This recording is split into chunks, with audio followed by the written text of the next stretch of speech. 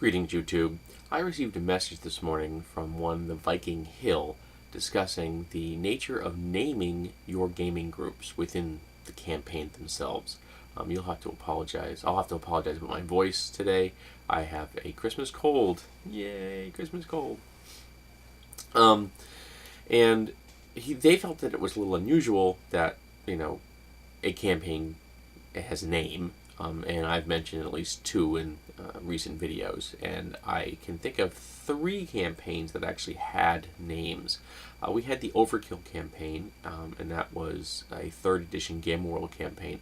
Now, Overkill Incorporated was the actual name of the group within the campaign itself. They were a corporation, and that's the name of the corporation, and then they had a number of other businesses that were all related to their main business as an adventuring group. But within that campaign, we also had other organizations, such as Kill Ratio, which had been another adventuring group which had named itself in homage to Overkill.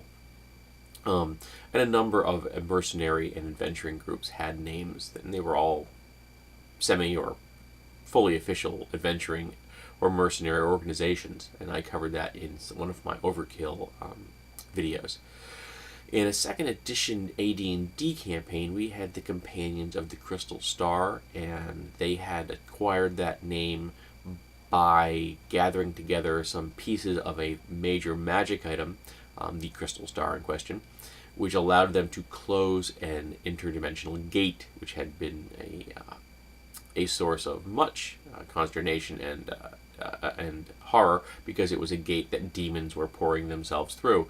So they had to go collect the pieces in question, and then each member of the group had to use their piece to simultaneously bind the crystal star together, closing the gate in the process. I guess it was all very melodramatic and all.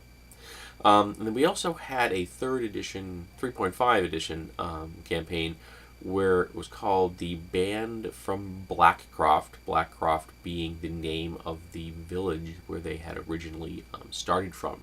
It had been a campaign that started at 1st level, and they had been refugees from an orc invasion, and these were the children of the people that pretty much hadn't survived. These were a bunch of orphans, all staying at one of their relations, a cousin or something, farm, and that was the nexus for why the group was together. And they eventually became known as the Band of Blackcroft, because Blackcroft had been the nearest proper settlement, and that was the name that they chose to use.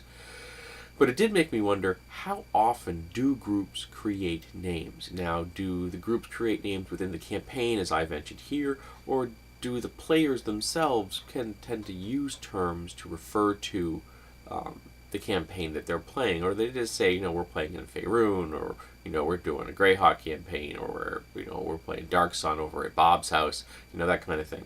How often do groups use in-game or out-of-game names in reference to their hobby?